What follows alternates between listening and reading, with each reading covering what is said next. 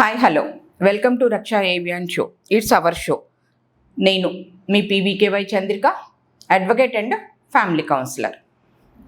ఇప్పుడు మనము ఈ ప్రశ్న రావణ్ మీద డిఫరెంట్ టైప్స్ ఆఫ్ కేసెస్ నమోదవుతూ వస్తున్నాయి డిఫరెంట్ ప్లేసెస్లో. చాలామంది ఏం చెప్తున్నారంటే, ఒక మనిషి మీద ఒకే విధమైన అంటే ఒకే రకమైన సెక్షన్స్ ఉన్న కేసులు డిఫరెంట్ ప్లేసెస్లో పెట్టకూడదు, అది రాజ్యాంగ విరుద్ధం అని చెప్తున్నారు. అది రాజ్యాంగ విరుద్ధం కాదండి. ఒక మనిషి మీద ఒకే మనిషి డిఫరెంట్ ప్లేసెస్లో సేమ్ కేసెస్ పెడితే అది రాజ్యాంగ విరుద్ధం. కానీ ఒక మనిషి మీద వేరే స్థలాల్లో వేరే మనుషులు కేసులు పెట్టడం అనేది రాజ్యాంగబద్ధమే. అది జడా శ్రావణ్ కుమార్ గారికి తెలుసు. కానీ ఆయన ఫస్ట్ నుంచి ఈ కేసుని మిస్లీడ్ చేస్తూనే ఉన్నారు. ఎందుకు అనేది ఆయనకి మాత్రము, ప్రశ్న రావణ్కి మాత్రమే తెలుసు. ఇప్పుడు నేను చాలా సీరియస్ విషయాలు మీకు చెప్పదలుచుకున్నానండి. అసలు ఇంత గొడవకి రీజన్ ఏంటి? ఆల్ ఆఫ్ సడన్గా విజయవాడలో లాకప్ డెత్ బయటకు వచ్చింది. దళిత క్రైస్తవ సమర శంఖారావం అని ఒకటి వచ్చింది. దాని మీదకి ప్రశ్న రావణ్ అనే అతన్ని పిలవటం, మన జడా శ్రావణ్ కుమార్ గారు కూడా మాట్లాడటం, ఆ మాట్లాడేది రెచ్చిపోయి మాట్లాడటం, జడా శ్రావణ్ కుమార్ గారు కూడా నాలిక కోస్తానంటాం, రఘురామకృష్ణరాజు గారిని కోస్తే 3 ఊర్లకు సరిపోతానంటాం. ప్రశ్న రావణ్ మాట్లాడిన మాటలైతే చెప్పడానికి కూడా వీలు లేదు. అలాంటి మాటలు మాట్లాడటం, ఇవన్నీ ఈ ఒక 1 or 2 months నుంచే జరుగుతూ ఉన్నాయి. ఒక్కసారి అందరూ గమనిస్తే అసలు ఇవన్నీ ఇలా జరగటానికి రీజన్ ఏంటి? ఎవరైతే ఈరోజు ప్రెస్ మీట్లు చెప్పి మాట్లాడుతున్నారో వాళ్ళకి అలా ప్రెస్ మీట్లు పెట్టి మాట్లాడమని కానీ, లేదా ఇలాంటి సభలు జరపమని కానీ, లేదా లాకప్ డెత్ ఏదైతే జరిగిందో అది తప్పే, నేను కాదంటలేదు. లాకప్ డెత్ జరగటం అనేది 100% తప్పే. కానీ దానికి ఇంత ఎలివేషన్ ఇవ్వటము, జగన్ గారు రావటము, ఇంతకుముందు మరి చాలాసార్లు జగన్ గారి గవర్నమెంట్లో కూడా అనంతబాబు గారు వాళ్ళ డ్రైవర్ని తీసుకెళ్ళి డోర్ డెలివరీ చేశారు కదా. మరి అప్పుడు జగన్ గారు ఎందుకు వెళ్ళాలా? డోర్ డెలివరీ చేసిన డ్రైవర్ వాళ్ళ ఇంటికి వెళ్ళి ఎందుకని పరామర్శించలేదు? చాలా ఉన్నాయి. మన జగన్ గారు గవర్నమెంట్లో జరిగినవి కూడా ఇట్లాంటి వాటికంటే ఇంకా కిరాతకంగా అక్కని కామెంట్ చేస్తున్నారు వైఎస్ఆర్సీపీ వీళ్ళు కార్యకర్తలు అని. ఒక తమ్ముడు వెళ్ళి అడిగితే అతన్ని చంపేశారు. అక్క ముందే తమ్ముడిని చంపి అక్కని రేప్ చేశారు. మరి ఆ రోజు జగన్ గారు ఎందుకు మాట్లాడలా? ఈ లాకప్ డెత్ విషయంగా ఆయన అసలు ఎందుకు ప్రెస్ మీట్ పెట్టారు? ఈ ప్రశ్న రావణ్ని అరెస్ట్ చేస్తే ఆయన ఎందుకు మాట్లాడుతున్నారు? మాట్లాడట్లేదని మన జడా శ్రావణ్ గారు చెప్తున్నారు, కానీ మాట్లాడుతూనే ఉన్నారు. ఇవన్నీ ఆల్ ఆఫ్ సడన్గా ఎందుకు జరుగుతున్నాయి? గత 2 నెలల నుంచే ఒక్కటే రీజన్ అండి. లిక్కర్ స్కామ్లో ఏదైతే కేసు ఫైల్ అయ్యిందో ఆ కేసు ఎండ్ స్టేజ్కి వచ్చింది. అంటే ఇంకొక స్టెప్ వేసి ఆ మెయిన్ లీడర్ ఎవరైతే ఉన్నారో అతన్ని అరెస్ట్ చేయటానికి కావాల్సిన ఎవిడెన్సెస్ అన్నీ విజయవాడ పోలీసుల దగ్గర ఉన్నాయి. అతన్ని అరెస్ట్ చేస్తే ఇంకా ఏపీలో ఇంకా అల్టిమేట్ అన్నమాట అతన్ని అరెస్ట్ చేయటం. అతను ఎవరు అంటే జగన్మోహన్ రెడ్డి నెంబర్ 1 ఫస్ట్ ఉన్నది A1 జగన్మోహన్ రెడ్డి. ఆయన్ని అరెస్ట్ చేయడానికి కావాల్సిన ఎవిడెన్సెస్ అన్నీ విజయవాడ పోలీసుల దగ్గర ఉన్నాయి. వాళ్ళు గవర్నమెంట్ పర్మిషన్ అడిగి వెయిట్ చేస్తున్నారు. గవర్నమెంట్ పర్మిషన్ ఇస్తే వెళ్ళి జగన్మోహన్ రెడ్డిని అరెస్ట్ చేయడానికి దే ఆర్ వెయిటింగ్. పోలీసులు వెయిట్ చేస్తూ ఉన్నారు. ఆ పర్మిషన్ వస్తుంది, ఇంకా ఏం లేదు, నన్ను అరెస్ట్ చేస్తారు అనుకున్న టైంలో ఈ డ్రామానంతా మొదలేశారు. వైసీపీకి సంబంధించిన జగన్మోహన్ రెడ్డి, అతని అనుచరులు, ఆ వైసీపీకి సంబంధించిన సజ్జల భార్గవరెడ్డి దగ్గర నుంచి డబ్బులు ప్రతి నెల 3 లక్షలు తీసుకుంటున్న ప్రశ్న రావణ్, మీటింగులు కండక్ట్ చేస్తున్న జడా శ్రావణ్ కుమార్ గారు. వీళ్ళందరూ ఒక గ్రూప్ ఆఫ్ పీపుల్. వీళ్ళు ఈ మొత్తాన్ని, అంటే ఇప్పుడు అసలు ఎక్కడన్నా మీరు చూడండి, లిక్కర్ స్కామ్కి రిలేటెడ్గా, ఆంధ్రప్రదేశ్లో జరిగిన లిక్కర్ స్కామ్కి రిలేటెడ్గా ఎక్కడైనా మీకు మాటలు వినపడుతున్నాయా? మొత్తం వ్యానిష్ అయిపోయింది. ఆ టాపిక్ ఎక్కడికో వెళ్ళిపోయింది. ఇప్పుడు టాపిక్ అంతా మొన్నటిదాకానేమో సాయి కృష్ణ, ఆయన సిఐ నాగరాజుని అరెస్ట్ చేసి తీసుకెళ్తే సిఐ నాగరాజుకు అన్యాయం జరిగిన ఊరుకోము అని చెప్పి మళ్ళీ మాట్లాడారు. అంటే వీళ్ళ ఉద్దేశం ఏంటి అంటే, ఎవరైతే ఈ లిక్కర్ స్కామ్కి రిలేటెడ్గా ఉన్న పోలీసు హయ్యర్ అఫీషియల్ ఉన్నారో అతని మీద ఈ సాయి కృష్ణ కేసును తోసి అతన్ని లిక్కర్ స్కామ్ నుంచి పక్కకి తప్పించటం అనేది వీళ్ళ యొక్క ముఖ్య ఉద్దేశం. క్లియర్? ఓకే. దానిని బేస్ చేసుకొని ఈ పరిణామాలన్నీ ఆంధ్రప్రదేశ్లో జరుగుతూ ఉన్నాయి. రోజు చెప్తున్నా నేను, ఇందాక కూడా చెప్పాను ఇంకొక వీడియోలో, ఈ గొడవలన్నిటికీ కారణం నెంబర్ 1 జగన్మోహన్ రెడ్డి, నెంబర్ 2 జడా శ్రావణ్ కుమార్. జగన్మోహన్ రెడ్డి ఏమో తన లిక్కర్ స్కామ్లో తనను అరెస్ట్ చేయడానికి విషయాన్ని తప్పించుకోవటానికి, జడా శ్రావణ్ కుమార్ ఏమో గొడవలు రగల్చడానికి, దళిత క్రైస్తవం అనేది ఉండదు అని అతనికి తెలిసి కూడా దళిత క్రైస్తవ సమర శంఖారావమని సభ పెట్టడం. ఇవి రెండే ఇన్ని గొడవలకి మూలము. వీళ్ళిద్దరే ఇన్ని గొడవలకి మూలము. అది తెలుసుకోకుండా ఎక్కువ కేసెస్ ఎవరి మీద పడ్డాయంటే ప్రశ్నారావణ్ మీద పడ్డాయి. అఫ్కోర్స్ అతనేం తక్కువ చేశాడని నేను చెప్పనండి. అతను కూడా ప్రతి నెల సజ్జల భార్గవ రెడ్డి దగ్గర నుంచి ప్రతి నెల అతనికి 3 లక్షలు వెళ్తున్నాయి. ట్రాన్సాక్షన్స్ ఉన్నాయి, ఫోన్ కాల్స్ ఉన్నాయి. అంటే అతను వైఎస్ఆర్సీపీకి అభిమాని కన్ఫామ్. అతను ఏదో చెప్తున్నాడు కానీ నేను పవన్ కళ్యాణ్ ఫ్యాన్స్ అని. ఇప్పుడు నేను పవన్ కళ్యాణ్ ఫ్యాన్సే. నేను పవన్ కళ్యాణ్ తప్పు చేస్తే విమర్శిస్తూ చేసిన వీడియోలు చాలా ఉన్నాయి. ఆ విమర్శ ఎలా చేశాను?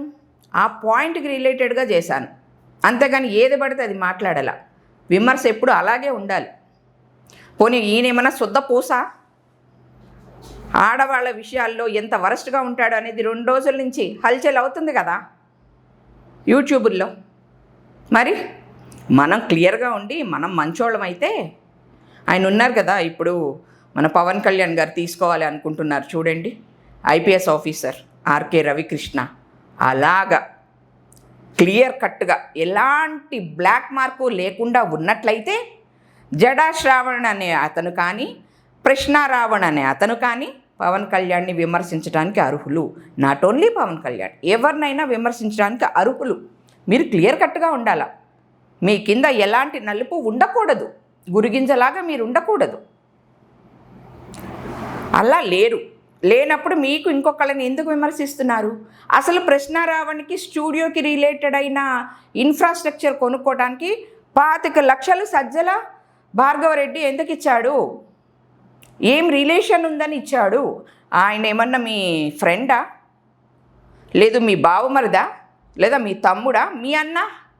ఎలా ఇచ్చావు నువ్వు? ఏమని ఇచ్చావు అతనికి 25 లక్షలు స్టూడియో ఇన్ఫ్రాస్ట్రక్చర్కి? ప్రతి నెల 3 లక్షలు ఎందుకు పంపిస్తున్నావు ఆయనకి? ప్రకాష్ రాజ్ గారు ప్రతిరోజు ప్రశ్నారావణ్తో ఎందుకు టచ్లోకి ఉంటున్నారు? ప్రశ్నారావణ్ని నువ్వు అది మాట్లాడు ఇది మాట్లాడని ప్రకాష్ రాజ్ గారు ఎందుకు గైడెన్స్ ఇస్తున్నారు? ఇవన్నీ ఎవరు ఆలోచించరా? ఇవన్నీ ఎవరు మాట్లాడరా? ఆలోచించుకోవాలి కదా, ప్రతి ఒక్కళ్ళం ఆలోచించుకోవాలండి. పవన్ కళ్యాణ్ గారు ఆ రోజు చెప్పు తీసుకొని కొడతా, తొక్కి నార తీస్తా అంటే ఆయనని, ఆయన తల్లిని, ఆయన పిల్లల్ని, ఆడపిల్లల్ని బోరుగడ్డ అనిలు ఎంత వరస్ట్గా మాట్లాడాడు.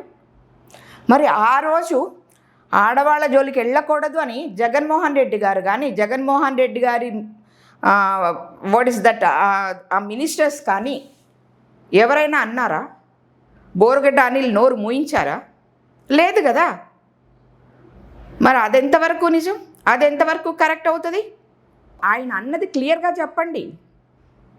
ఏమనన్నారు ఆయన? ఇన్ని సంవత్సరాలు సహించాం, భరించాం, ఇంకా భరించే ఓపిక నాకు లేదు, అందుకనే చెప్పు తీసుకొని కొడతాను కొడకల్లారా, తొక్కి నారదీస్తా అన్నాడు. 12 ఏళ్ళు భరించినాకన్నాడు.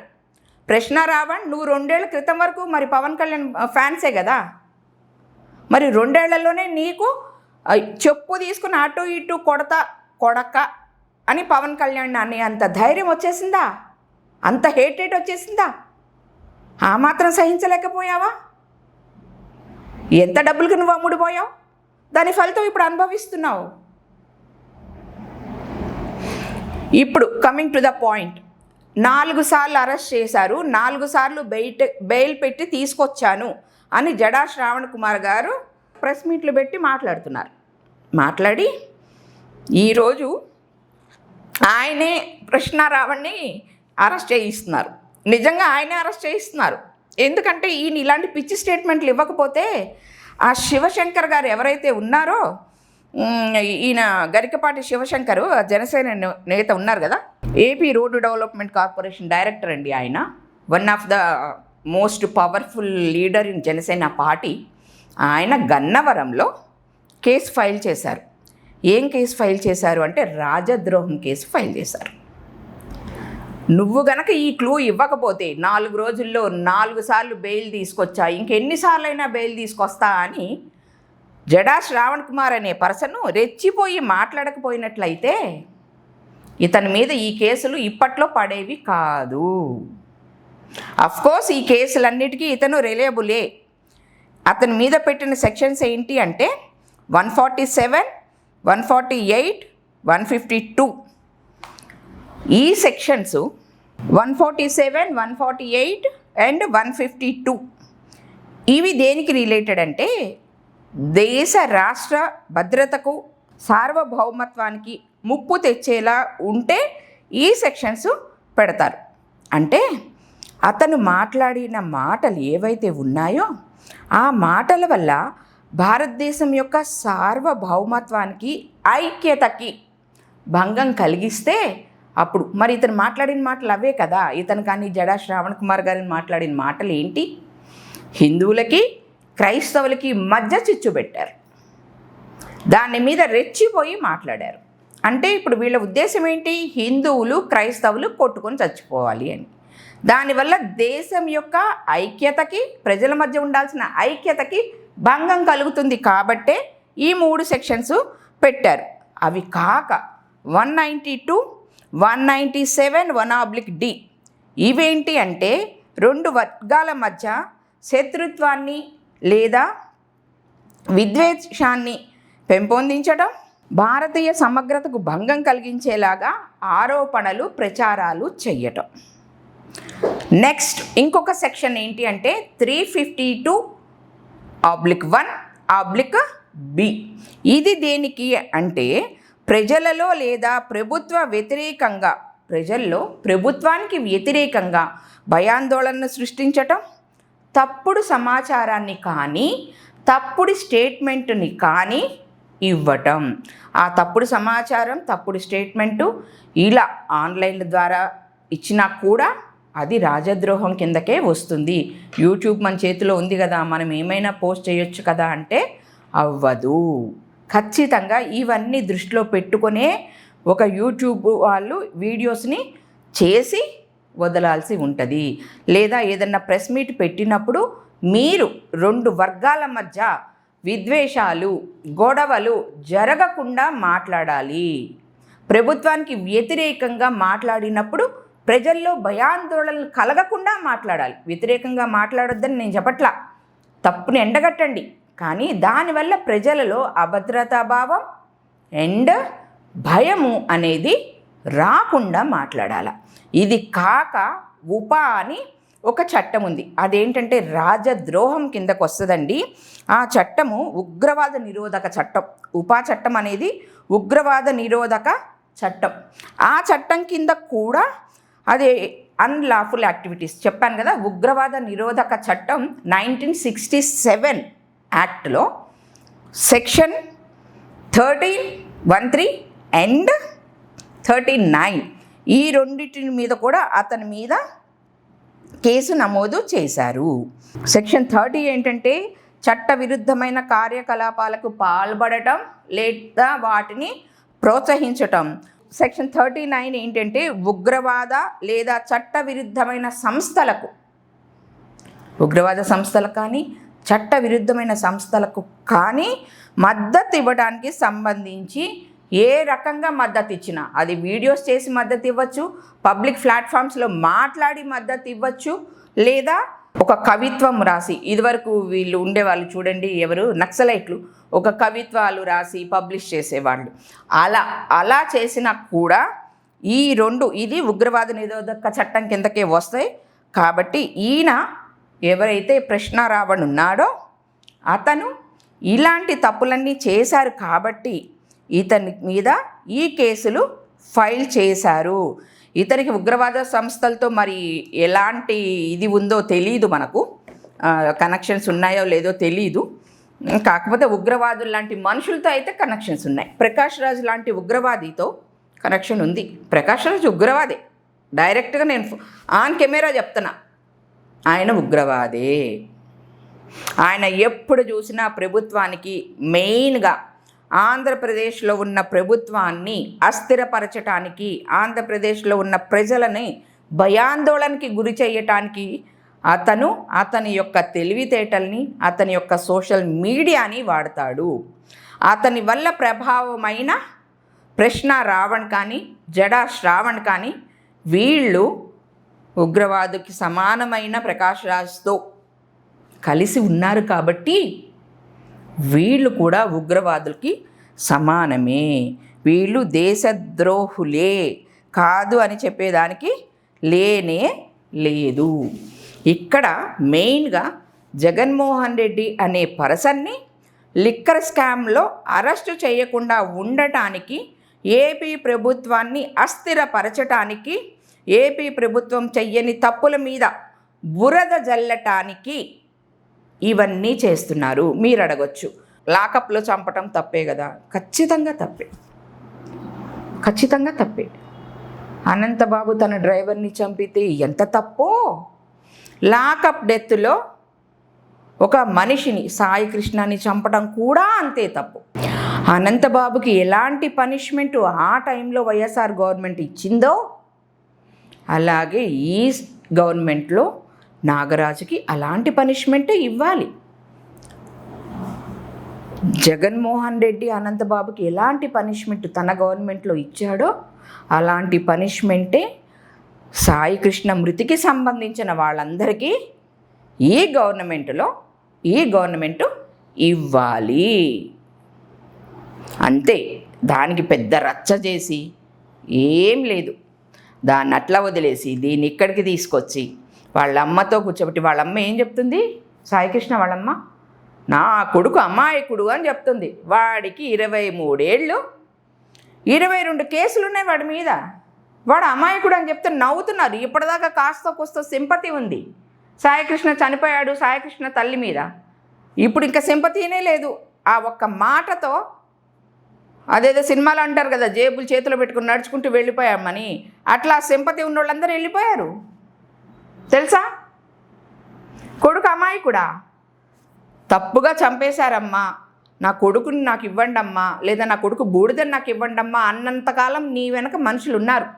ఎప్పుడైతే నా కొడుకు అమాయకుడు, నా కొడుకుని అట్లా చంపారు, నా కొడుకుని ఇట్లా చంపారు అని చెప్పి వైఎస్ఆర్సీపీ వాళ్ళు మాట్లాడమన్నట్లు మీరెప్పుడైతే మాట్లాడుతున్నారో ఆ రోజే మీ మీద ఉన్న గౌరవం పోయింది. ఆంధ్ర ప్రజల్లో చాలామందికి పోయింది. నేను కూడా చేశా. సాయికృష్ణని అలా చెప్పడం తప్పు, సాయికృష్ణకి న్యాయం చెయ్యాలి, ఆ తల్లిని అలా అవమానించడం తప్పు అని నేను కూడా వీడియోలు చేశా. కానీ ఎప్పుడైతే నువ్వు నీ కొడుకుని సమర్థించుకుంటూ అతను అమాయకుడు అని మాట్లాడావో, 23 ఏళ్ళకి 22 కేసులు ఉంటే వాడు అమాయకుడు ఏంటమ్మా? ఇవన్నీ జరగటానికి కారణం కేవలం జగన్మోహన్ రెడ్డి యొక్క స్వార్థం. తన అరెస్ట్ని తను ఆపుకోవటానికి చేసిన ప్రయత్నం, ఆ ప్రయత్నంలో అతను వీలున్నంత వరకు సఫలీకృతం అయ్యాడు. కానీ ఇక ముందు మాత్రం అతను సఫలీకృతం కాడు. ఎవరైనా ఇలాంటి పిచ్చి మాటలు మాట్లాడాలన్నా, పిచ్చి పనులు చేయాలన్నా భయపడే రోజు ఖచ్చితంగా ఉంది, వస్తుంది. Thank you very much. జై హింద్, జై భారత్. ఓం నమ శివాయ.